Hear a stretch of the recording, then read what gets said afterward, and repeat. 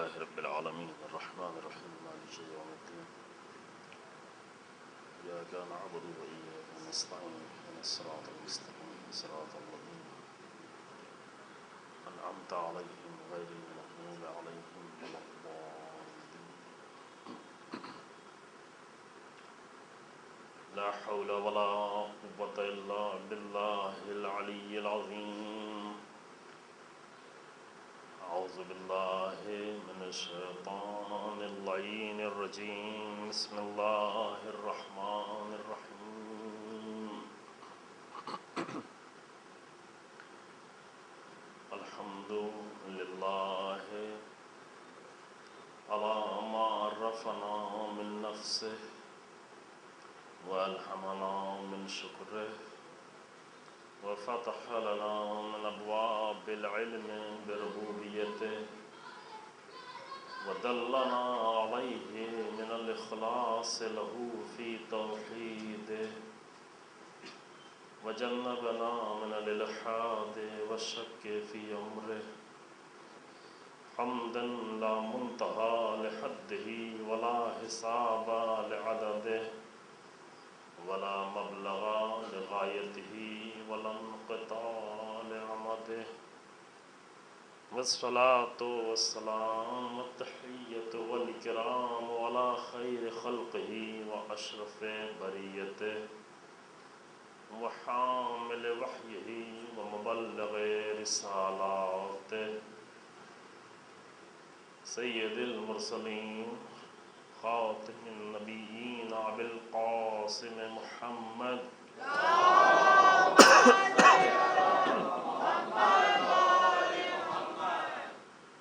ثم الصلاة والسلام على أهل بيته الأطيبين الأطهرين المعصومين المظلومين الذين عذب الله عنهم الرجس وطهرهم تطهيرا.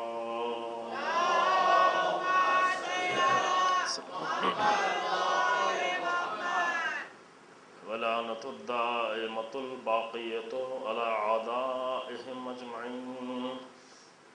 أما بعد فقد قال أمير المؤمنين علي بن أبي طالب عليهما الصلاة والسلام: ها هنا مصارع الشاخ صلوات الله محمد وعلى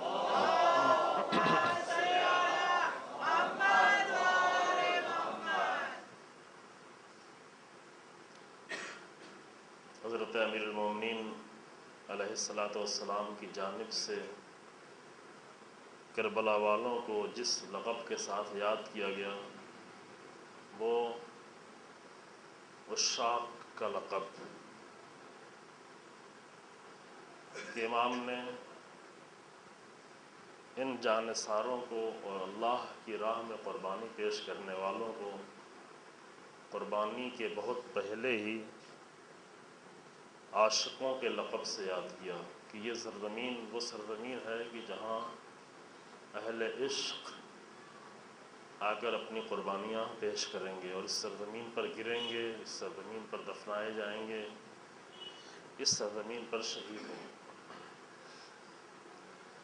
اسی کلام کے ذیل میں ہم مختصر طور پر یہ سمجھنے کی کوشش کر رہے ہیں کہ کربلا والوں کا جو انداز تھا میدان میں آنے کا وہ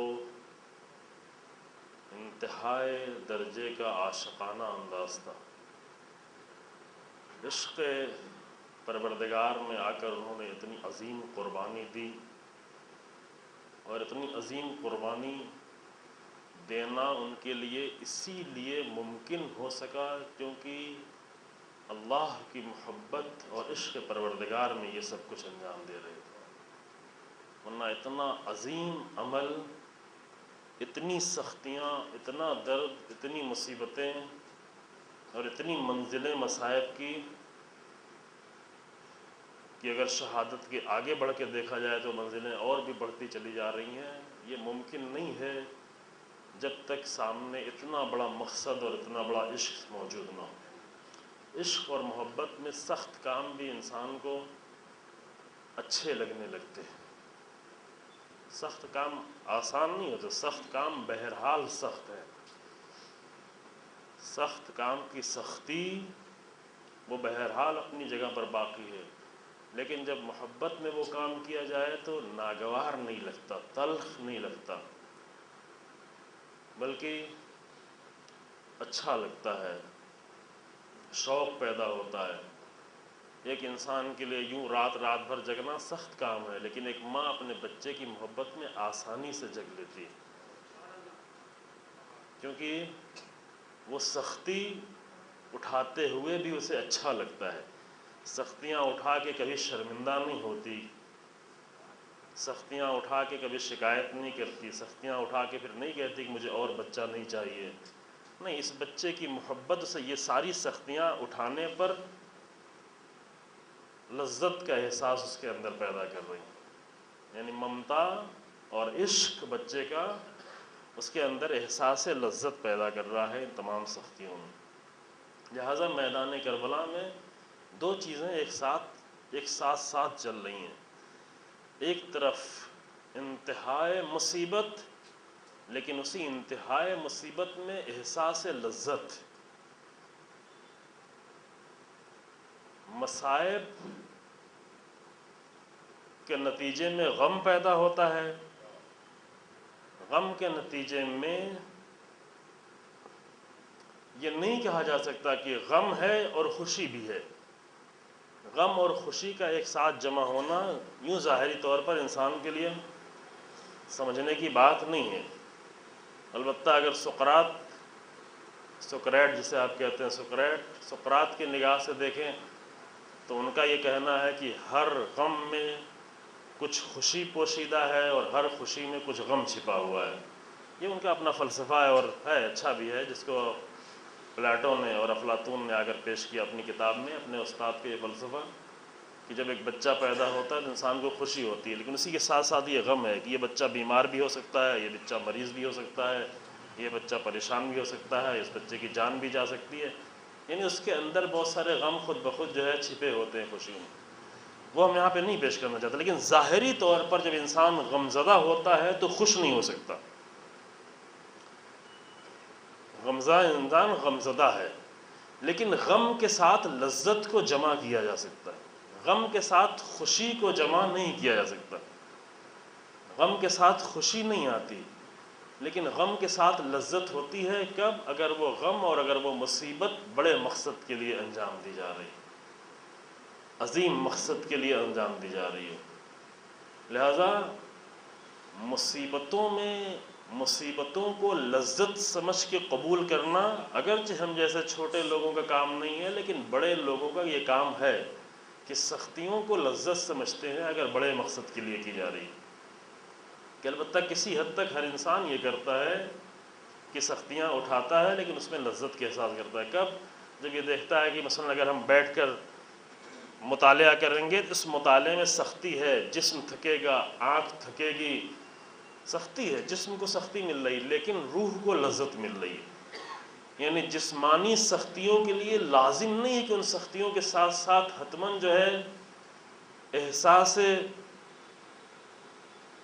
مصیبت بھی ہو رہا ہو، ممکن ہے جسم سختی میں مبتلا ہو رہا ہو لیکن روح کو لذت مل رہی ہے، اور یہ عمل جتنا زیادہ انسان کرتا چلا جائے اتنا ہی بڑا ہو سکتا ہے، بڑا کس معنی میں؟ یعنی ویلیوز کے لحاظ سے، فضیلتوں کے لحاظ سے، ورنہ وہ بڑا جو ہماری اصطلاح ہے عام طور سے ہم کس کو کہتے ہیں؟ بڑا آدمی جس کے پاس اچھی گاڑی ہو، اچھا مکان ہو، اچھا گھر ہو، اچھی پراپرٹی ہو، تو بہت بڑا آدمی، فلاں آدمی، یعنی یہ کلمہ استعمال بہت ہی بیکار جگہ پہ یہ کلمہ استعمال کیا جاتا ہے، بہت ہی غلط جگہ پر، مثلا عرب کلچر میں کبھی بھی ایسے انسان کو عظیم نہیں کہا جاتا جو پیسے کے لحاظ سے بڑا ہو، نہیں کہا جاتا، فارسی کلچر میں کبھی بھی ایسے انسان کو انسان بزرگ نہیں کہا جاتا جو خالی پیسے اور دولت اقتدار کے لحاظ سے بڑا ہو، کہتے ہیں فلاں انسان عظیم ہے، یعنی کمالات اس کے اندر اتنے زیادہ پائے جاتے ہیں کہ عظیم ہے، کمالات کی بنیاد پر عظیم انسان کو عظیم انسان کہا جاتا ہے، تو جو ہے آپ نے دین کی بھی نگاہ میں، دین میں روایت موجود ہے کہ جو اللہ کے لیے علم سیکھے اللہ کے لیے، اور اللہ کے لیے لوگوں کو سکھائے، اس کو ملکوت سماوات میں عظیم کا لقب دیا جاتا ہے، یعنی فرشتے اس کو عظیم کہہ کر پکارتے ہیں۔ تو نہ دین میں ایسے انسان کو عظیم کہا جاتا ہے، نہ دین جہاں سے ہم آیا عرب کلچر میں ایسے انسان کو عظیم کہا جاتا ہے، پھر دین جہاں سے ہوتا ہوا ہم تک آیا فارسی کلچر میں بھی ایسے انسان کو بزرگ انسان، کیوں عظیم کا ترجمہ بزرگ ہے، بزرگ انسان اس کو نہیں کہا جس کے پاس پیسہ ہو، دولت مال زیادہ ہو۔ یہ اچھی چیز ہے، پیسہ اور مال و دولت ہونا کوئی عیب کی بات نہیں ہے، لیکن اردو کلچر میں ہم جب کہتے ہیں بہت فلاں آدمی بڑا انسان ہے تو کون ذہن میں کیا تصور آتا ہے؟ فوراً ذہن میں یہ آتا ہے کہ فلاں آدمی دولت میں بہت بڑا ہے، پیسے میں بہت بڑا ہے، اقتدار میں بہت بڑا ہے۔ یہ مشکل ہے، یہ کلچر کی ہمارے مشکل ہے کہ ہم بڑے کلمات کو نامناسب جگہ پر استعمال کرنا شروع کر دیتے ہیں، جو پہلے دن بھی عرض کیا تھا۔ مطلب بڑا انسان کون ہے؟ بڑا انسان وہی جس کے پاس جتنی فضیلتیں آنا شروع ہو جائیں، جتنے اقدار آنا شروع ہو جائیں، جتنے ویلیوز آنا شروع ہو جائیں۔ تو جتنا انسان درد میں لذت محسوس کرنا شروع کرتا ہے اتنی بڑا ہوتا چلا جاتا ہے، تکلیف میں جتنا انسان لذت محسوس کرنا شروع کرتا ہے اتنی بڑا ہوتا چلا جاتا ہے۔ مشکل ہے یہ بات؟ مشکل نہیں ہے، یعنی چھوٹے نمونے ہم سب کے پاس بھی موجود ہیں کہ جب آپ جا کر اپنا آرام چھوڑ کر، بستر چھوڑ کر، اطمینان چھوڑ کر جاتے ہیں اور 8 گھنٹے تک بیٹھ کے کام کرتے ہیں، اس 8 گھنٹے جب کام کر رہے ہوتے ہیں تو جسم کو تکلیف ہو رہی ہوتی ہے، کام کرتے کرتے جسم تھک جاتا ہے، درد کا احساس ہوتا ہے، تکلیف کا احساس ہوتا ہے، لیکن جب ایک بڑی سی سیلری ہاتھ میں آتی ہے تو وہ سارے مہینے کا درد جو انسان بھول جاتا ہے۔ یہ ہم چھوٹی سی مثال دے رہے ہیں نا، بڑی سی تنخواہ جب ٹرانسفر ہوتی ہے اور انسان اپنے اکاؤنٹ کو چیک کرتا ہے کہ یہاں پر مثلا 1 لاکھ روپے آ گئے مہینے میں، فرض کریں، تو وہ 1 مہینے کا درد انسان جو ہے بھولنا شروع کر۔ یہ تو تکلیف آپ اٹھا رہے تھے، 8 مہینے تک جھیل رہے تھے، کتنی 8 گھنٹے تک کتنی تکلیف اٹھائی آپ کے جسم نے، کتنا مصیبت میں ڈالا، مریض کر لیا اپنے آپ کو، کہا وہ سب درد اپنی جگہ پہ لیکن اس کی لذت بھی تو زیادہ ہے۔ یہ بہت چھوٹی سی مثال ہے۔ اس سے بڑی مثال کیا ہے؟ اس سے بڑی مثال ہے کہ رات بھر انسان جگ کر اسٹڈی کرتا ہے، پڑھتا ہے، مطالعہ کرتا ہے، لیکن جب کوئی علم کی باتیں اس کو ملتی ہے تو کہتا ہے ہاں یہ جسم کو تکلیف ہو رہی ہے لیکن علم کے ایک پوائنٹ کی لذت اتنی زیادہ ہے کہ یہ تکلیف کا احساس نہیں رہتا۔ آج یہ کام کرتا ہے، کل تو تم نے تکلیف اٹھائی تو نہیں، کل پھر بیٹھ جاتا ہے رات میں پڑھنے کے لیے، پرسوں پھر بیٹھ جاتا ہے، کہ تم تو کل تکلیف میں تھے، مشکل میں تھے، کا مشکل میں تھے لیکن جو ہمیں مل رہا تھا اس کی لذت بہت زیادہ تھی، وہ بہت زیادہ۔ شیخ خواجہ طوسی رحمۃ اللہ علیہ کی یہ قول ہم جگہ جگہ پہ پیش کرتے رہتے ہیں کہ وہ رات میں، چونکہ وزیر بھی تھے، وہ حکومت میں وزیر تھے، لیکن رات میں پڑھتے پڑھتے جب کوئی ان کو کوئی وزڈم کی بات، کوئی حکمت کی بات، کوئی علمی نقطہ، کوئی فلسفہ ان کا حل ہوتا تھا، کوئی کائنات کا راز وہ حل کرتے تھے، تو اپنے زانوں پہ ہاتھ مار کے ایسے کہتے تھے کہ این الملوک وامنع الملوک من هذه اللذہ، کہاں ہے بادشاہ اور کہاں ہے شہزادے جن کو یہ لذت نصیب ہو جائے۔ چونکہ عام طور سے شہزادے اور بادشاہ لوگ کیا کر رہے ہیں؟ لذتوں میں پڑے ہوتے ہیں، لیکن وہ لذتیں کہاں ہیں؟ چونکہ وہ تھے وزیر تھے اس لیے لذتوں کو دیکھ رہے تھے، ان کی لذتوں کو دیکھ رہے تھے کہ حاکم بادشاہ لوگ کون سی لذتیں اٹھا رہے ہیں، شہزادے کون سی لذتیں اٹھا رہے ہیں، لیکن وہ رات کی تاریکی میں جگ جگ کر جب اس لذت تک پہنچتے تھے تو کہتے کہ این الملوک، یہ شہزادوں کو یہ لذت کہاں نصیب ہوگی جو ہمیں یہ رات کے مڈ نائٹ کی تاریکی میں، اندھیرے میں، ایک چراغ کی روشنی میں کتاب پڑھتے ہوئے جو مجھے لذت مل گئی، وہ لذت کہاں نصیب ہوگی؟ 2 رکعت انسان نماز اٹھ کے پڑھتا ہے، تکلیف ہوتی ہے، ٹھنڈک ہے، گرمی ہے، وضو کرنا ہے، نیند جا رہی، یہ ہو رہا ہے، بستر چھوڑنا ہے، لیکن یہ سب کر کے جب اسے لذت کا احساس ہوتا ہے پھر دوسرے دن کھڑا ہو جاتا ہے، پھر تیسرے، کیا کیوں کھڑے ہوئے؟ تمہیں کل تکلیف ہوئی تھی، تمہاری نیند خراب ہوئی تھی، پوری طرح سو نہیں سکے، کیا وہ سب کچھ ہوا تھا، وہ تکلیف ہوئی تھی، لیکن اس کے نتیجے میں جو روح کو لذت ملی ہے وہ لذت بہت بڑی۔ دادا یہ سودا گھاٹے کا سودا نہیں ہے، یہ سودا اچھا سودا ہے۔ وہاں جسم کو صرف خوراک پہنچانے کی فکر میں ہم لگے تھے، لیکن ابھی ہم نے یہ سیکھ لیا ہے کہ نہ، روح کو بھی کچھ لذتیں چاہیے، روح کو بھی کچھ خوراک چاہیے۔ لہذا مصیبت اور لذت یہ دو چیزیں ایک ساتھ جمع ہو سکتی ہیں۔ آج ایک مجلس میں ذکر کیا تھا شہید باقر الصدر رحمۃ اللہ علیہ کا، ان کا بھی یہ واقعہ شہید مطہری نے اپنی کتاب میں لکھا ہے کہ جب ان کی شادی ہوئی، شادی کی لذت بہت بڑی لذت ہے ایک جوان کے لیے۔ خود شہید مطہری کے قول کے مطابق ایک جوان کے لیے شادی کا دن اور شادی کی پہلی شب اتنی بڑی لذت کی بات ہے کہ جیسے اس کو سکندر کی دولت دے دی گئی ہے، اس سے بھی بڑھ کر، ہے نا۔ یہ ہے ایک پاکیزہ جوان کے لیے، ایک اچھے جوان کے لیے یہ بہت ہی لذت کی بات ہے، واقعی لذت ہے، دین نے اس میں اللہ نے لذت قرار دی ہے۔ لیکن شہید باقر الصدر جب پہلی شب میں جانے لگے، حجلہ عروسی میں جانے لگے، اور وہاں رسم و رسوم کے اعتبار سے بعض لوگوں نے، خواتین نے روکا کہ ابھی نہیں جائیں، ابھی تھوڑی دیر بعد تشریف لائیں آپ۔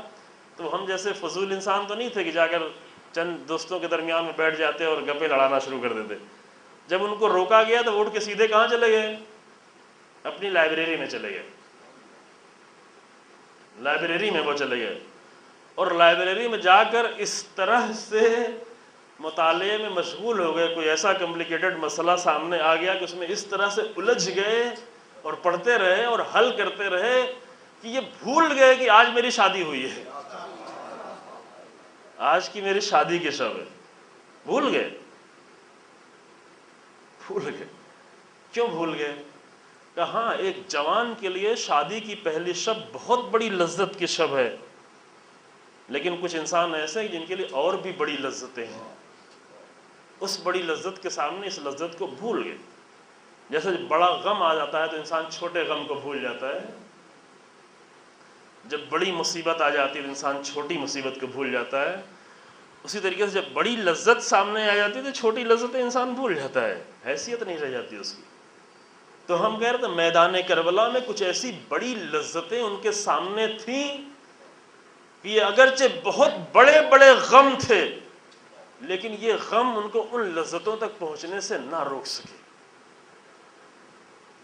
اور ساری لذتوں میں وہ ساری لذتوں کی طرف متوجہ بھی تھے، انجانے میں کچھ نہیں کر رہے تھے، جانتے تھے کہ ہمارے اس عمل کے ذریعے سے رسول اللہ کا دین بچنے جا رہا ہے، لاکھوں ہزاروں انبیاء کی محنتوں کو ہم بچانے جا رہے ہیں، اپنے خون سے انہیں سیراب کرنے جا رہے ہیں، یہ سب کچھ جانتے تھے۔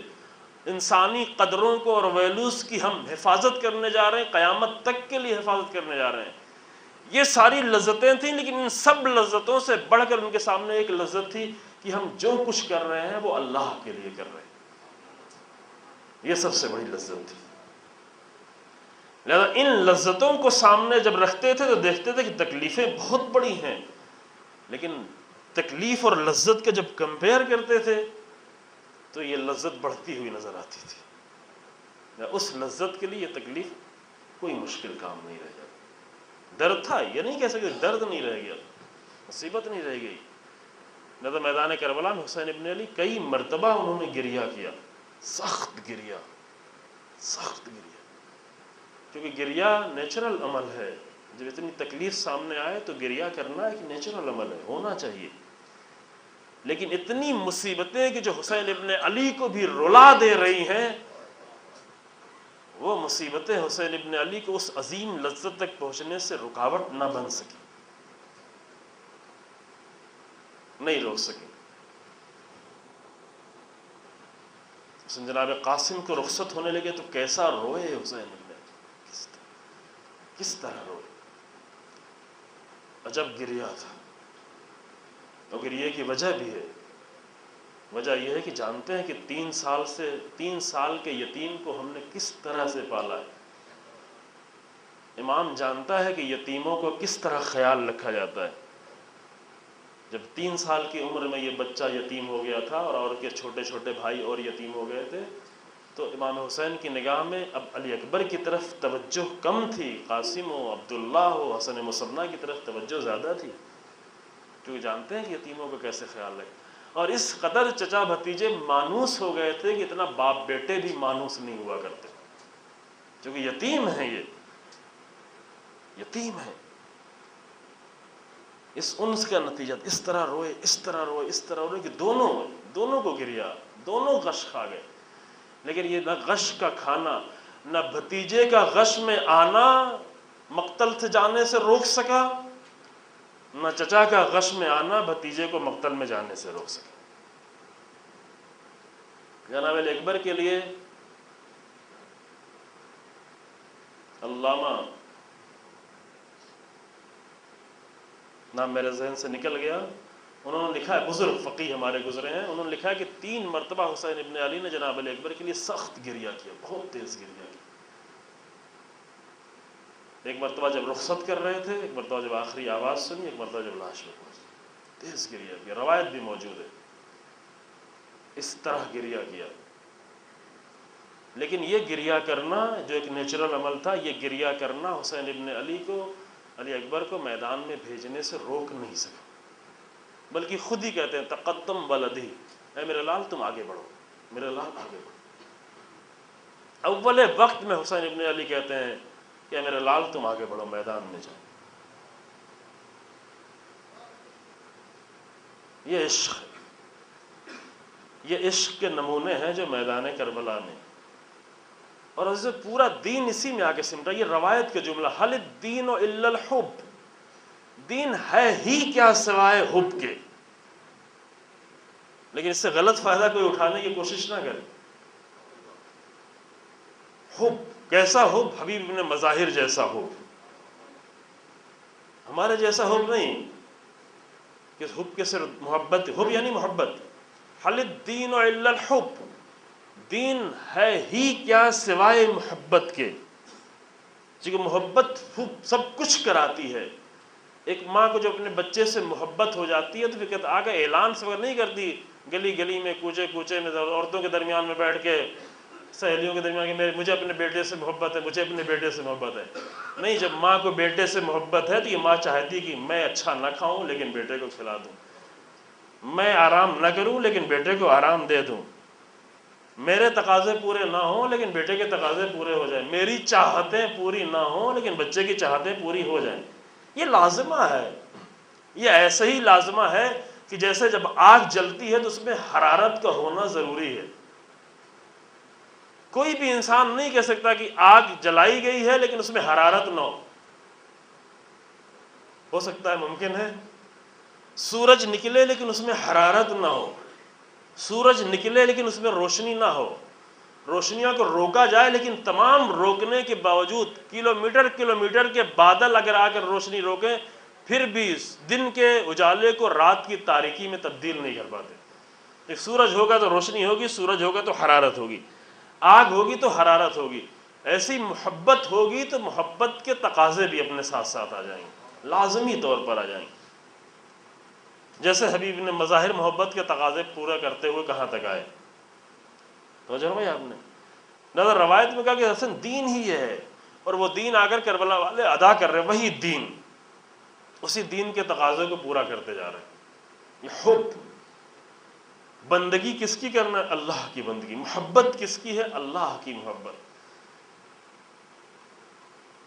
ایک جملہ ہم بیچ میں کہتے ہیں، ہمارے استاد کا ہے، خدا ان کی حفاظت فرمائے، آیت اللہ جوادی عاملی حفظہ اللہ، جو علم قرآن اور علم اہل بیت کا فی الحال اس زمانے میں ایک خزانہ ہے، واقعاً اللہ ان کی حفاظت فرمائے۔ دنیا بعد میں جانے گی، 50 سال بعد، 100 سال بعد، کہ کون تھا انسان یہ۔ فرماتے ہیں کہ ہم لوگ کبھی کبھی اللہ کے بندے نہیں رہتے، جنت کے بندے بن جاتے ہیں۔ بندے کس کے ہیں؟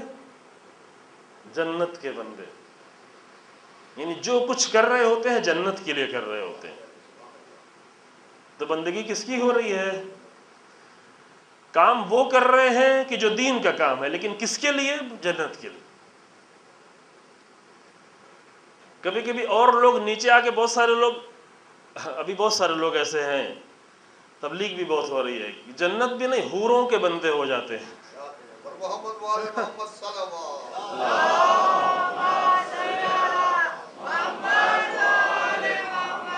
حوروں کی بندگی سب کو اچھی لگتی ہے، ہاں، صلوات بھیج کے آپ یہ ثابت کرنا چاہ رہے ہیں؟ ایک صلوات اور پڑھیں ادھر، اللہم صل۔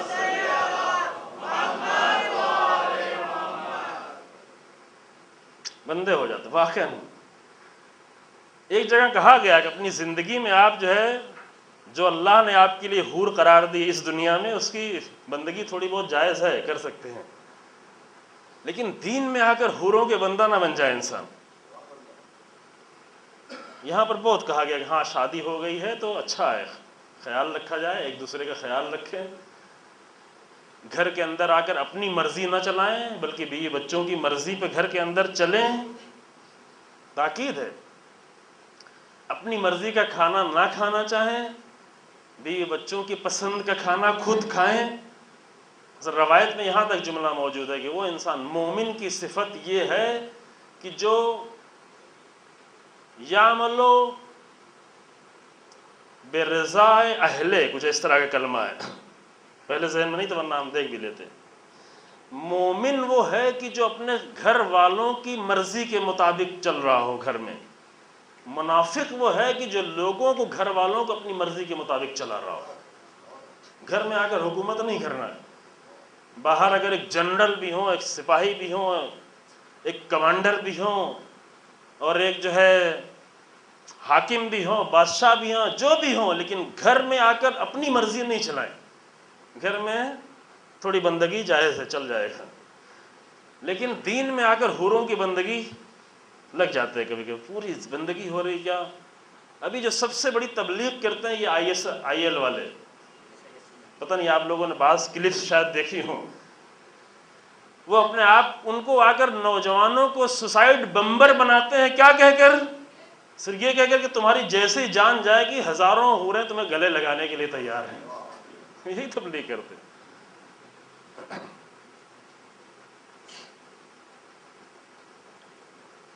عجیب ہے، ان کو ہم چھوڑیں، ان کی بات اب یہاں نہیں کر رہے ہیں، لیکن کبھی کبھی ہم بھی حوروں کی بندگی میں لگ جاتے ہیں، جنتوں کی بندگی میں لگ جاتے ہیں۔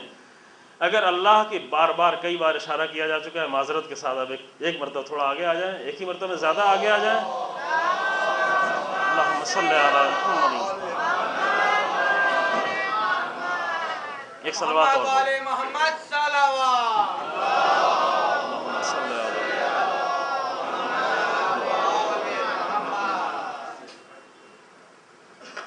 حتیٰ اور آگے بڑھ کر اللہ کی جب بندگی کرنے آتے ہیں تو بھی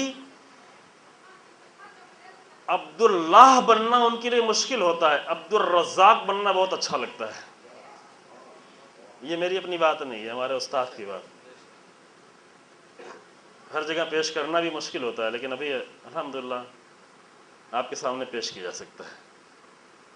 یعنی ہم عبد الرزاق، اللہ کے رزق کے بندہ، اور اللہ جو رازق کی حیثیت سے ہمارے سامنے آئے اس کی بندگی زیادہ اچھی لگتی۔ اللہ کی بندگی وہ ابھی سمجھ میں نہیں آتی، اس درجے تک ہم کو نہیں پہنچایا گیا۔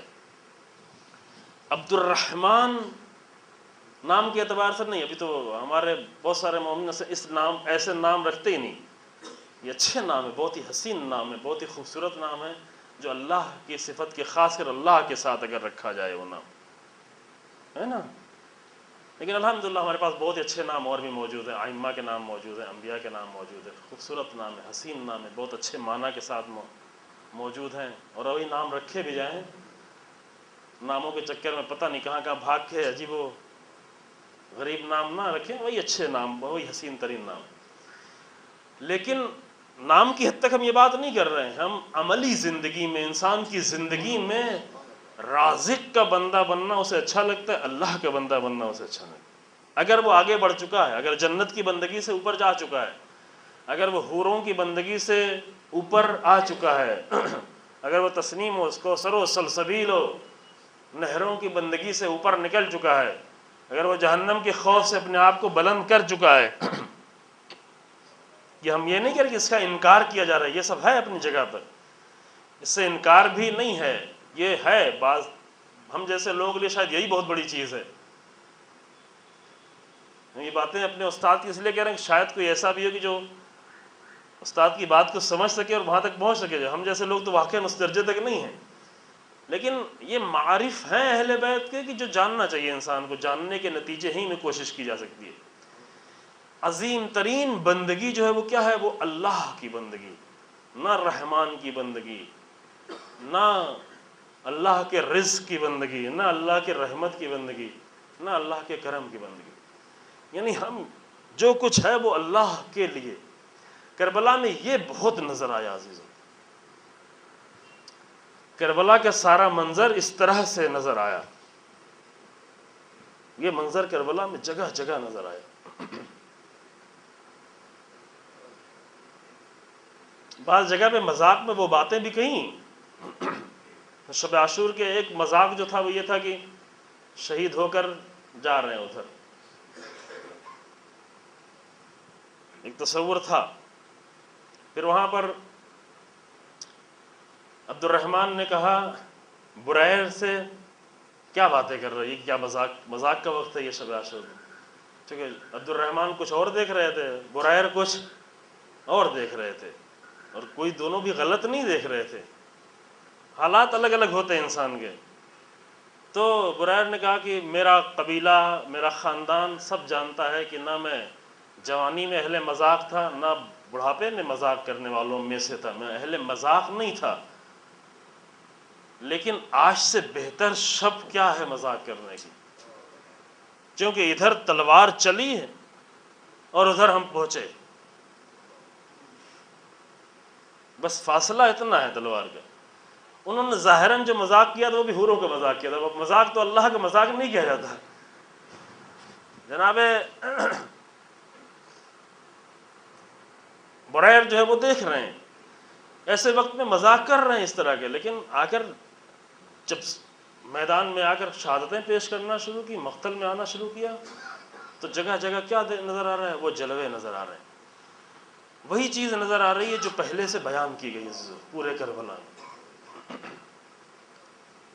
لہذا کربلا سے جو ایک بہت ہی عظیم تجلی ہم حاصل کر سکتے ہیں وہ یہ ہے کہ کربلا والوں کے لیے اللہ کے نام پر اتنی ساری مصیبتیں اور اتنا سارا درد لذت میں اگر تبدیل ہوتا چلا گیا تو ہم بھی اپنی زندگیوں کے بہت سارے مسائل کو لذت میں تبدیل کر سکتے ہیں اگر اللہ کا تصور، اللہ کے لفظ پر ہمیں لذت کا احساس ہونے لگے۔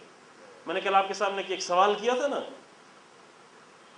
کہ اللہ کا لفظ دیکھا جائے تو کیا احساس ہوتا ہے انسان کا، یہ بات میں پھر تھوڑا سا آگے بڑھانا چاہتا ہوں کیونکہ کل بہت جلدی بات نہیں پوری ہو پائی تھی۔ اہم مسئلہ ہے یہ ایک زندگی کا اہم مسئلہ ہے کہ جیسے ہم نے مثال دی تھی ابو الفضل العباس اور امام حسین علیہ السلام کی، اگر کہ ایک جوان کو جناب عباس کا نام سن کر زیادہ عشق اور محبت کا احساس ہو رہا ہے تو اس لیے ہو رہا ہے کیونکہ حسین ابن علی کی معرفت ابھی نہیں حاصل کر پایا ہے۔ اور یہ بھی عرض کیا تھا کہ اس کا مطلب یہ نہیں ہے کہ ابو الفضل العباس کی محبت میں کچھ کمی کی جائے، نہ کمی نہیں، اسے اور بھی بڑھانے کی ضرورت ہے، ابھی ہم وہاں کی محبت بھی صحیح حاصل نہیں کر پائے، لیکن ادھر حسین ابن علی کی محبت یہ ہے کہ ابو الفضل العباس جو حسین ابن علی کے ایک عشق میں اپنی قربانیاں دیتے چلے جا رہے ہیں، بھائیوں کی قربانیاں دیتے چلے جا رہے ہیں۔ یہی ماجرا اور آگے بڑھ کر کہ مثلا امیر المومنین کا نام دیکھتے ہیں تو اچھا لگتا ہے، بھلا لگتا ہے، عشق کا احساس ہوتا ہے، دل میں لذت کا احساس ہوتا ہے۔ اگر رسول اللہ محمد کہیں لکھا ہوا دیکھا جائے تو یہ احساس اللہم صلی علی محمد معرفت کی کمی کی بنیاد پر اگر کسی انسان کو اس لذت کا احساس نہیں ہو رہا ہے اس حسین ترین محبوب ترین فرد کے نام پر، تو معرفت کی کمی کی بنیاد پر، اسی کو اور آگے بڑھ کر اگر اللہ کا لفظ کہیں نظر آئے، اللہ کا نام نظر آئے، اللہ کا نام لیا جا رہا ہو تو کتنی لذت کا احساس انسان کو ہوگا۔ اور اگر لذت کا احساس نہیں ہو رہا ہے تو کہیں سے کچھ کمی ہے، کہیں سے کچھ رکاوٹ پیدا ہو گئی ہے، یا ہم نے خود رکاوٹ پیدا کر رکھی ہے یا کسی اور نے رکاوٹ پیدا کر رکھی ہے۔ جب امام چہارم امام زین العابدین علیہ السلام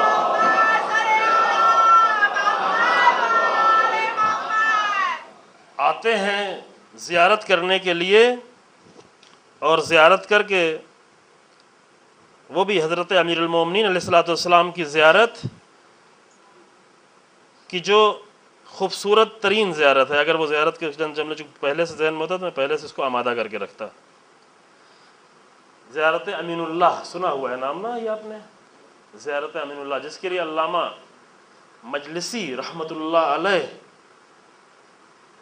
کہ جنہوں نے شیعت کو ایک نئی زندگی عطا کی اپنی عظیم کتاب کے ذریعے سے، وہ فرماتے ہیں کہ تمام زیارتوں میں سب سے زیادہ معتبر زیارت زیارت امین اللہ ہے.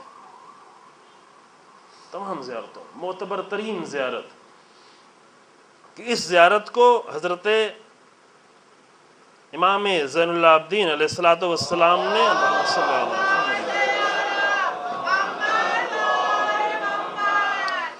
امام نے اس زیارت کو خود جا کر، چونکہ اس دور تک امیر المومنین کی قبر کا لوگوں کو اندازہ نہیں تھا، لوگوں کو نہیں معلوم تھا، یہ جا کر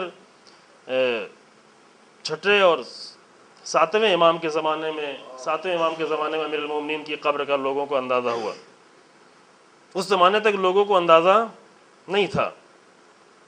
جب امام نے آ کر امیر المومنین کی زیارت کی تو اس زیارت میں ظاہراً کچھ مشکل ہے یہاں پر، انشاءاللہ بعد میں کبھی پیش کریں گے، آپ خود جا کے دیکھیے گا اس زیارت کے کلمات کو، کہ اس زیارت میں امام نے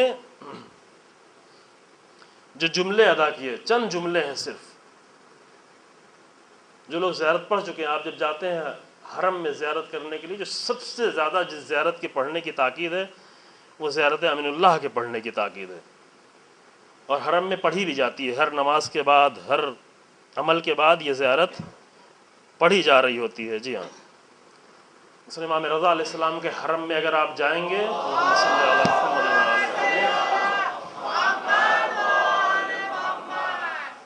تو ہر نماز کے بعد تقریباً، کبھی کبھی کوئی اور چیز پڑھی جاتی ہے، لیکن ہر نماز کے بعد روزے کی طرف رخ کر کے جو لوگ جا چکے ہیں ان کو اندازہ ہے کہ امام رضا علیہ السلام کے روزے کی طرف رخ کر کے زیارت امین اللہ پڑھی جاتی ہے. چونکہ اس کا کنٹینٹ اتنا عظیم ہے، اتنا محترم ہے کہ امام نے خود امیر المومنین کی قبر پر کھڑے ہو کر اور بیٹھ کر اور سر رکھ کر اور اپنے رخسار رکھ کر وہ زیارت پڑھی. یہ حالت یہاں پر لکھی ہوئی. آپ وہاں سے جا کر اندازہ کریں کہ ایک امام جب ایک امام کی زیارت کرنے آتا ہے تو کس طرح سے کلام کرتا ہے، کس طرح گفتگو کرتا ہے. میں پورا یہاں پر زیارت نہیں پیش کر پاؤں گا، لیکن ایک مرتبہ جا کر اس زیارت کا ترجمہ پڑھے. مختصر سی چھوٹی سی زیارت، بہت لمبی زیارت نہیں ہے. اور کہا کہ ہر امام کی، ہر معصوم کی زیارت میں آپ اس زیارت کو پڑھ سکتے ہیں، فقط ایک جملہ جو ہے نام جہاں ہے وہ نام کو تبدیل کرنا ہے. امام نے جب زیارت پڑھی کہ السلام علیک یا امیر المومنین کہہ کر پڑھی. آپ جب کسی اور امام کی زیارت کرنے جائیں تو مثلا السلام علیک یا علی بن مسرد المرتضی یہ کہہ سکتے ہیں، نام کو تبدیل کر کے. یہی زیارت، چونکہ زیارت میں کیا انداز ہے، 3-4 جملے امام نے ادا کیے امام علی علیہ السلام کے لیے. آئے ہیں قبر پر کھڑے ہو کر، السلام علیک یا امین اللہ فی ارضہ وحجتہ علی عبادہ، السلام علیک یا امیر المومنین اشہد انک جاہدت فی اللہ.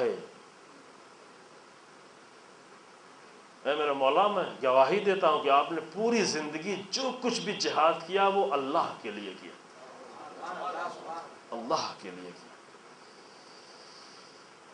حق کا جہادی اور جہاد کرنے کا حق ادا کر دیا علی ابن ابی طالب. وہ عملت بکتابہ، اور آپ نے جو کچھ زندگی بھر کیا وہ اللہ کے قانون پر عمل کیا اور کچھ نہیں، کتاب الہی پر. واتبعت سنن نبیہ، اور زندگی بھر رسول اللہ کی سنتوں کی اتباع کرتے رہے صلی اللہ علیہ وآلہ، حتی اللہم صلی علی محمد وآلہ،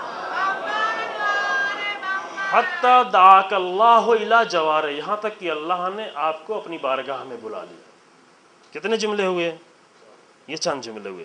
فقبضک الیہ باختیارہ، اور اپنے اختیار سے پروردگار نے آپ کی روح کو قبض کیا.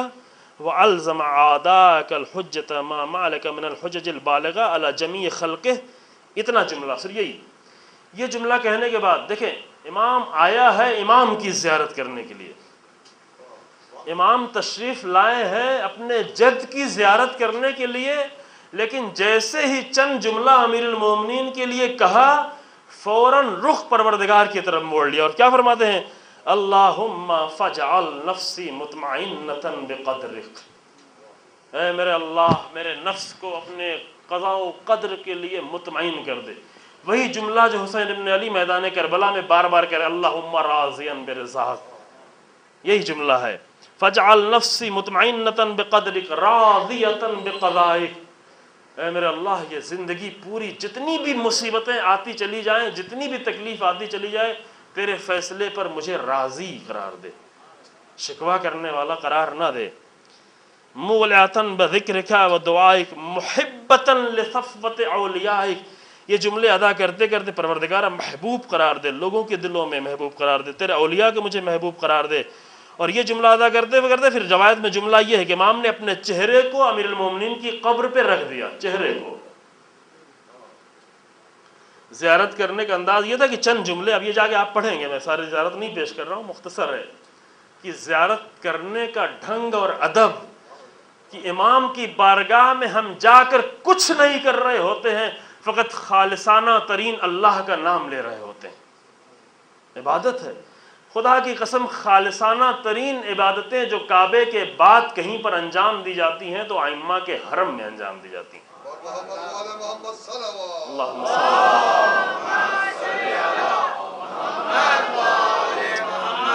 خالصانہ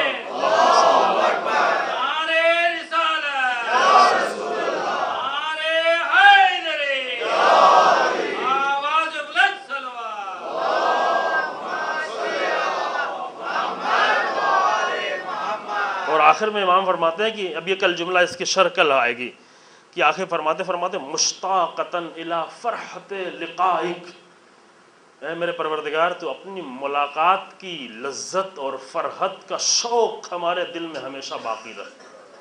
کیا سکھایا ہے ہمارے ائمہ نے ہمیں، یہ ہماری مشکل ہے کہ ہم ائمہ کی باتیں نہیں سن پاتے، نہیں سمجھ پاتے، نہیں درک پاتے، نہیں پہنچا پاتے۔ یعنی امیر المومنین کی بارگاہ میں جا کر امام زین العابدین یہ کہہ رہے ہیں کہ پروردگار شوق، تیری ملاقات کی لذت کا شوق باقی رہے۔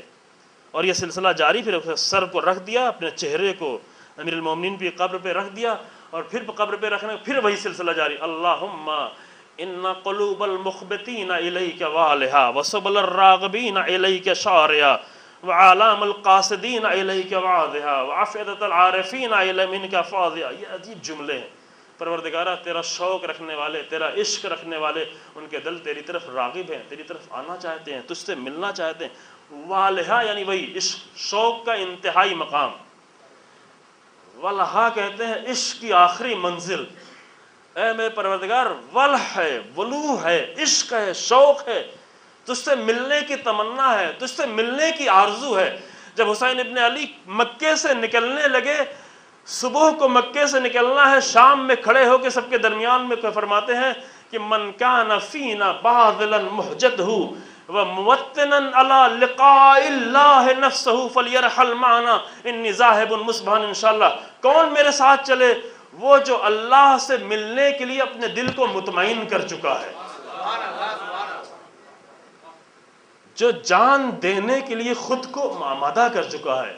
وَمُوَطِّنًا عَلَىٰ لِقَاءِ اللَّهِ نَفْسَهُ، جو اللہ کی لقاء کے لیے، ہم حوروں سے گلے ملنے کے لیے نہیں نکلے ہیں، ہم جنت سے ملاقات کرنے کے لیے نہیں جا رہے ہیں، ہم تسنیم و کوثر و سلسبیل کے پانی پینے کے لیے نہیں جا رہے ہیں۔ یہ ساری چیزیں حسین بن علی کی نگاہ میں کوئی حیثیت نہیں رکھتی۔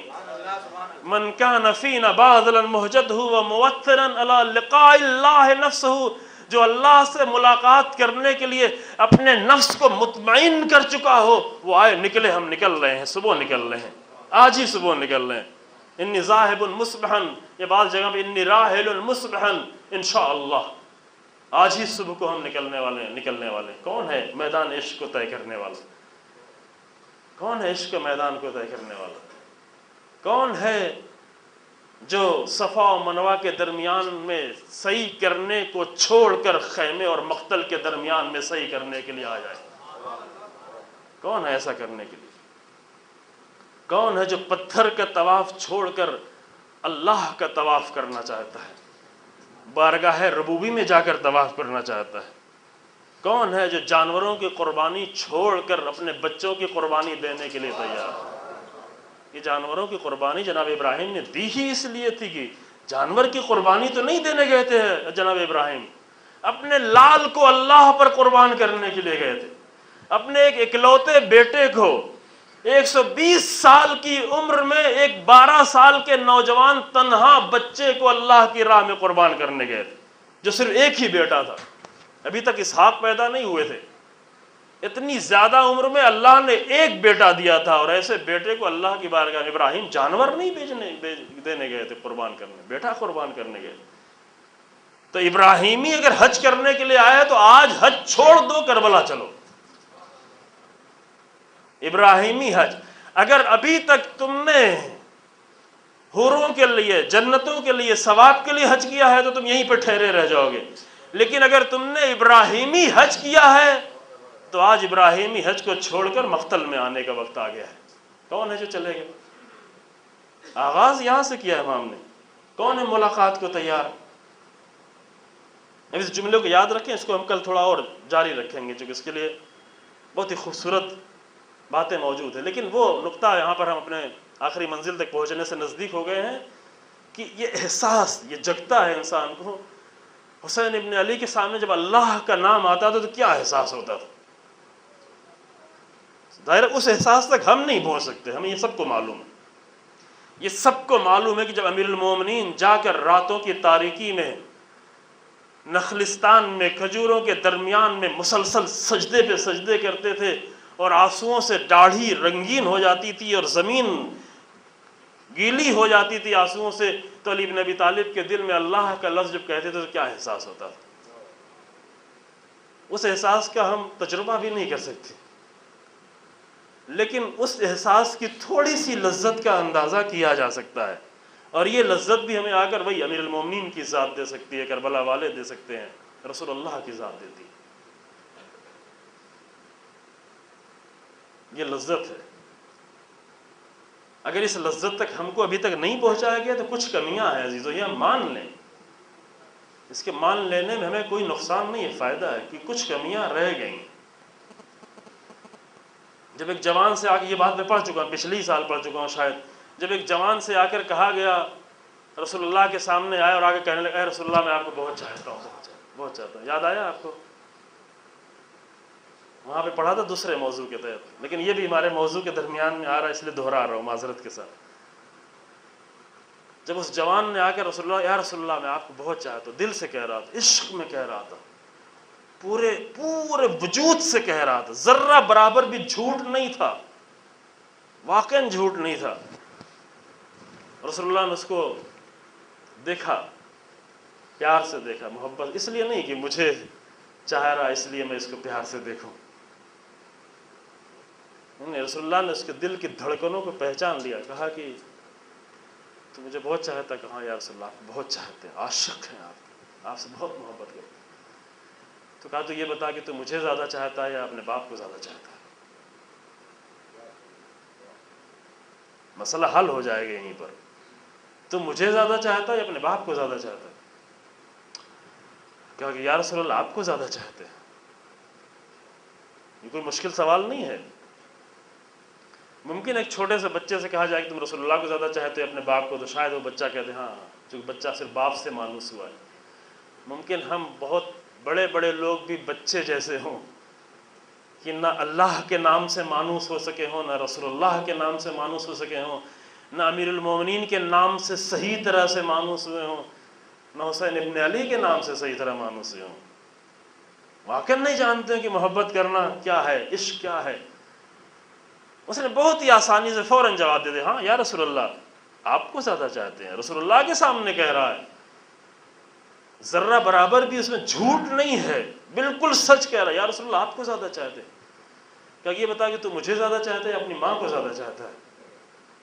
یہاں پہ شاید بعض لوگوں کے لیے مشکل ہونا، ماں کی ممتا، ماں کے احساس محبت، ماں کے لیے جو انسان کو ہوتا، ماں کا ملائم چہرہ، رعوف چہرہ، رحیمانہ چہرہ، ممتا سے بھرا ہوا چہرہ انسان کو اچھا لگتا ہے، بہت اچھا لگتا ہے۔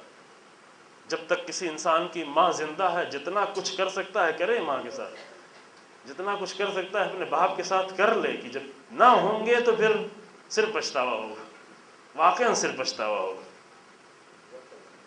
کرے. بہت گنہگار انسان رسول اللہ کے پاس آ کہ بہت گناہ، یا رسول اللہ بہت گناہ ہے، میں کیا کروں، مجھے سمجھ میں نہیں آتا اتنے گناہ کو میں کیا کر سکتا ہوں. کہا کہ تیری ماں زندہ ہے؟ کہا نہیں زندہ. کہا باپ زندہ ہے؟ کہا کہ ہاں باپ زندہ ہے. کہا باپ کی جتنی بھی خدمت تو کر سکتا ہے جا کے کر، تیرے گناہ ختم ہو جائیں گے. جب وہ جانے لگا تو رسول اللہ نے اپنے اصحاب سے کہا کہ اے کاش کہ اس کی ماں زندہ ہوتی تو بہت جلدی اپنی منزل تک پہنچ جاتا. اے کاش کہ ماں اس کی زندہ ہوتی. کریں ماں کے لیے. اس دنیا میں اللہ و رسول و دین و اہل بیت کے بعد اگر کوئی سب سے بڑی دولت ہے ہمارے لیے تو ماں کی دولت ہے. اسے پہچانے تو ضرور ہے آپ نے. تو کہا کہ رسول اللہ نے تو ماں کو زیادہ چاہتا ہے یا مجھے زیادہ چاہتا ہے؟ کہ یا رسول اللہ آپ کو زیادہ چاہتے، آپ کو زیادہ چاہتے ہیں، ہم جانتے ہیں آپ کیا ہیں. ماں ٹھیک ہے، ماں بہت کچھ ہے، لیکن آپ ہیں، آپ رسول اللہ. پھر رسول اللہ نے تیسرا سوال کر دیا. یہ سوال ہے، یہ نہیں کہ ایک جوان جذبات میں آگے کہہ رہے یا رسول اللہ آپ کو چاہتے ہیں، آپ کو چاہتے ہیں، آپ کو چاہتے ہیں. نہیں، جذبات، محبت کے سارے جذبات پر عقل کی حکومت ہے، غلبہ ہے. لہذا رسول اللہ نے کہا کہ یہ بتا کہ تو مجھے زیادہ چاہتا ہے یا اللہ کو زیادہ چاہتا ہے. جب یہ تیسرا سوال اس نے کہا استغفر اللہ یا رسول اللہ. دیکھیں بدل گیا لہجہ. ابھی تک وہ کہتا تھا آپ کو زیادہ چاہتے ہیں، آپ کو زیادہ چاہتے ہیں، ماں سے زیادہ آپ کو چاہتے ہیں، باپ سے زیادہ آپ کو چاہتے ہیں، خود سے زیادہ آپ کو چاہتے ہیں. لیکن جب رسول اللہ نے کہا کہ تو مجھے زیادہ چاہتا ہے یا اللہ کو زیادہ چاہتا ہے، کہتا یا استغفر اللہ یا رسول اللہ، آپ کو تو اللہ کی وجہ سے چاہتے ہیں، آپ کو اللہ کے لیے چاہتے ہیں. محمد والے محمد صلوات.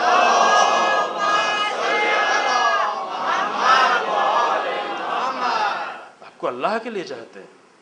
اللہ کو کتنا چاہا جائے. اللہ کو چاہا جانے کا مطلب یہ نہیں کہ رسول اللہ کی محبت میں ذرہ برابر کمی کی جائے نا. رسول اللہ کی محبت بھی ابھی ہم نہیں کر پائے، نہیں حق ادا ہو پایا ہے. اہل بیت کی محبت کا حق ابھی نہیں ادا ہو پایا. اس محبت کو بھی بڑھاتے جائیں، لیکن محبتوں کو اپنے صحیح جگہ پر رکھتے ہوئے. چونکہ محبتیں اگر اپنی صحیح جگہ پر نہیں ہوں گی تو کہیں نصیریت کا خطرہ ہوگا، کہیں ملنگیت کا خطرہ ہوگا. یہ خطرات آئیں گے، پھر شیطان آئیں گے، پھر اچھے پاکیزہ جوانوں کو لے کر چلے جائیں گے اگر یہ اصول اپنی جگہ پر باقی رہے. لہذا اصولوں کا اپنی جگہ پر ہونا ضروری ہے عزیزو. کربلا میں لوگ آئے تھے حسین ابن علی کی محبت میں، لیکن وہ جو حسین ابن علی کی محبت میں آئے تھے وہ بھی جانتے تھے کہ حسین ابن علی سے محبت اس لیے کر رہے ہیں کہ حسین اللہ سے محبت کرتا ہے. اس لیے حسین ابن علی کی محبت ہے کہ حسین اللہ کے لیے میدان کربلا میں. لہذا وہ بھی سب اللہ کے لیے میدان کربلا میں آئے تھے. اس لیے محبت کی سرزمین ہے، عشق کی معراج ہے. عشق کی معراج ہم اس لیے بار بار کہتے جا رہے ہیں عزیزو، کیونکہ ایسے نمونے محبت کے اور جگہوں پر ایک ساتھ مجھے نہیں ملے. تاریخ میں اور بھی بہت ساری جگہوں پر محبتیں پیش کی گئیں، لیکن ایک ساتھ اتنے لوگ جمع ہو جائیں اور سب کے سب اس طرح عاشق خدا ہو جائیں، سب کے سب اس طرح اللہ کے عاشق ہو جائیں، یہ ہمیں کہیں نہیں ملا. خدا کی قسم رسول اللہ کے ساتھ بھی ایسے لوگ ہمیں ایک ساتھ نہیں ملے. رسول اللہ کے ساتھ تھے، رسول اللہ تھے، امیر المومنین تھے، بعض بزرگ اصحاب بھی تھے جو اس طرح سے محبت کیا کرتے تھے، لیکن پورا گروہ سب کے سب ایک مرکز پہ آ کر جمع ہو جائے کہ جو کچھ ہے وہ اللہ کے لیے ہے اور اللہ کی محبت میں. ایک ساتھ کہیں یہ منظر نہیں ملا ہے. یہ منظر ہم اپنی طرف سے یہ بات نہیں کہ حسین ابن علی نے خود ہی آ کر شب عاشور میں کہہ دیا کہ انی لا ارا اصحابا اوفا ولا خیرا من اصحابی، میں نے اپنے اصحاب سے بہتر کسی کے اصحاب نہیں دیکھے. کیونکہ حسین کہہ رہے تھے جاؤ جنت کی طرف جاؤ، جاؤ اپنے بچوں کی طرف جاؤ، اپنے بیوی کی طرف جاؤ، اپنے گھر کی طرف جاؤ، اپنی پراپرٹی کی طرف جاؤ، سب کو چھوڑو، کم سے کم اپنی جنت کی طرف جاؤ، جان کو بچاؤ. لیکن وہ سب کہہ رہے تھے نہیں، ہمیں نہیں چاہیے، ہمیں کہیں بھی نہیں جانا، ہمیں صرف آپ کی طرف آنا ہے، ہمیں صرف حسین چاہیے اور حسین کا اللہ چاہیے، اور کچھ نہیں چاہیے. یہ عشق ہے. شب عاشور میں عشق کے ایسے جلوے نظر آئے ہیں. شب عاشور بہت عظیم شب ہے. شب عاشور جب آئے تو بیٹھ کر عشق کرنا سیکھیں. کس سے عشق کرنا؟ حسین ابن علی سے عشق کرنا، ابو الفضل العباس سے عشق کرنا، زہیر قین سے عشق کرنا، حر سے عشق کرنا، حبیب نے مظاہر سے عشق کرنا سیکھیں، اور ان سب کے پروردگار سے عشق کرنا سیکھیں، کہ جو کہہ رہے کہ ہم ایک شب مل جائے، ایک شب اور چاہیے۔ کیسا عشق کر رہے ہیں شب عاشور میں، خیموں میں کیا عالم ہے، خیموں سے کیسی صدائیں آ رہی ہیں۔ اے اصحاب، کل تمہیں جان دینی ہے، تھوڑی دیر اپنے بچوں کے پاس جا کے بیٹھو، تھوڑی دیر اپنی بیوی کے پاس جا کے بیٹھو۔ لیکن یہ تو سب کچھ بھولے ہوئے ہیں آج کے شب، بیویاں بھی بھولی ہوئی ہیں، شوہر بھی بھولے ہوئے ہیں، بچے بھی بھولے ہوئے ہیں، مائیں بھی بھولی ہوئی ہیں، سب فقط اللہ کو یاد، کیونکہ یہ اللہ کے عاشق ہیں۔ جب جناب زہرا سلام اللہ علیہ کا آخری وقت آیا،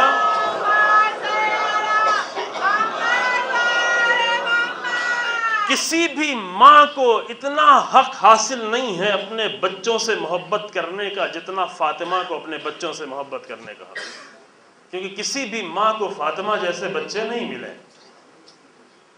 ہیں۔ کسی ماں کے بچے فاطمہ جیسے؟ کتنا محبت کرے جناب زہرا، کس قدر محبت کریں۔ لیکن جب جناب زہرا کا آخری وقت آیا تو یہی اپنے محبوب ترین بچوں سے کہتی ہیں، بیٹو میرے پاس سے چلے جاؤ۔ ٹوٹی ہوئی پسلیوں کے ساتھ نہلاتی ہیں، دھلاتی ہیں، سنوارتی ہیں، سجاتی ہیں۔ بہت محبوب بچے ہیں، اس لیے بہت زیادہ محبوب بچے ہیں کہ اس کمسنی میں ماں سے محروم ہونے جا رہے ہیں، اس لیے یہ بہت زیادہ عزیز بچے ہیں کہ اس کمسنی میں رسول اللہ سے محروم ہو گئے ہیں بچے، اس لیے یہ بچے بہت محبوب ہیں کہ اس ماں کے جانے کے بعد ان بچوں پر بڑی مصیبتیں آنے والی ہیں۔ لیکن یہ سب کچھ ایک طرف ہے، آخری وقت جب آیا تو کہا، اے میرے بچوں، اب تم یہاں سے چلے جاؤ، اب تم یہاں سے چلے جاؤ۔ کیوں چلے جاؤ؟ یہ کیوں کا سوال بہت ہے۔ کون سی ماں ہے جو آخری وقت میں اپنے بچے کو اپنے آپ سے جدا کرتی ہے؟ پوری تاریخ انسانیت میں کسی ماں کو ڈھونڈ کر لائیں اور بتائیں کہ یہ ماں چاہتی یہ ہے کہ آخری وقت میں اپنے بچوں کو نہ دیکھے، اپنے بچوں کی صورت نہ دیکھے، اپنے بچوں کا چہرہ نہ دیکھے، اپنے بچوں کو اپنے سینے سے نہ لگائے، اپنے بچوں کو اپنے قریب نہ کرے۔ نہیں، سب کچھ کر چکی بیوی، اور اب کہتے کہ اب تم چلے جاؤ۔ کیوں؟ اس لیے کہ اب اللہ سے ملاقات کرنے کا وقت آ رہا ہے۔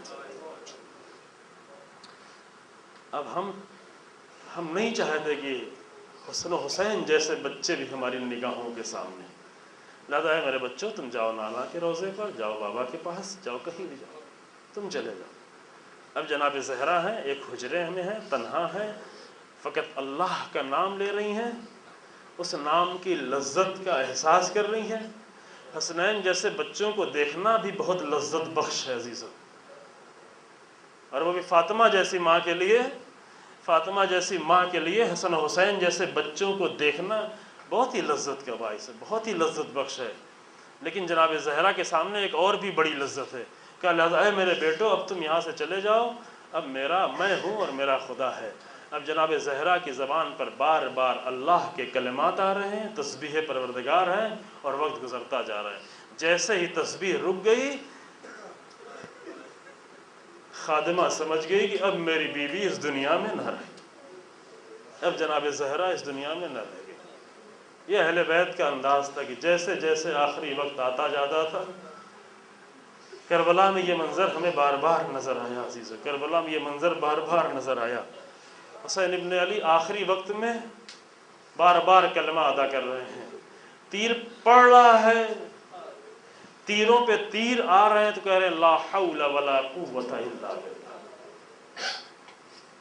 دشمن پر جب بار بار حملے کر رہے ہیں اور دشمن عجیب نگاہوں سے حسین ابن علی کو دیکھ رہا ہے، پریشان ہے دشمن، یہ سوچ سوچ کے پریشان ہے کہ جس نے صبح سے لے کر عصر تک اتنے لاشیں اٹھائے ہیں، اس کے جسم میں اتنی توانائی کہاں سے آئی کہ جو اس طرح جنگ کر رہا ہے؟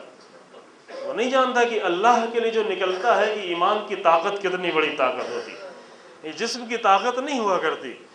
وہ گھبرایا ہوا عجیب نگاہوں سے دشمن دیکھ رہے تھے۔ حسین ابن علی دشمن کی نگاہوں کو پڑھ کر کہتے تھے لا حول ولا قوت الا باللہ۔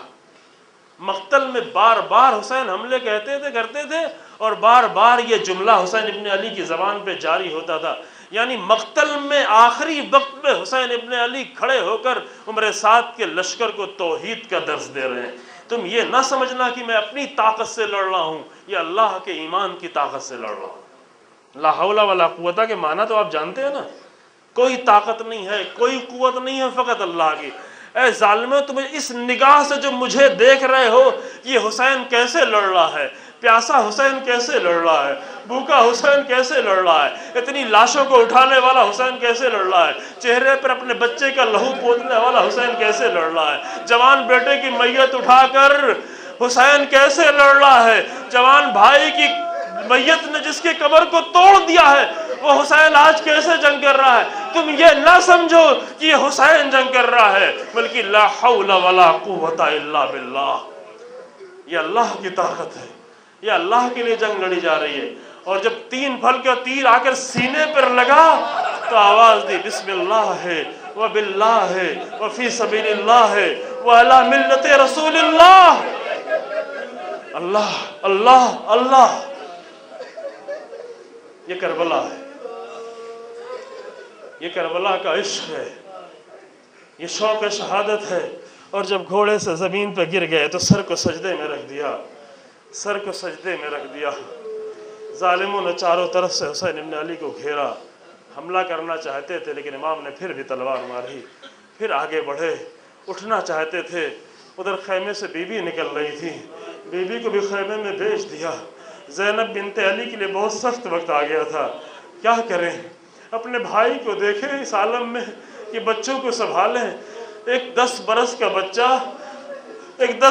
بچہ عبداللہ امام حسن کا فرزند دیکھا کہ میرے چچا کو شہید کر رہے ہیں، خیمے سے چیخ کر آواز دیا ظالموں، تم میرے ہوتے ہوئے میرے چچا کو شہید کر رہے ہیں۔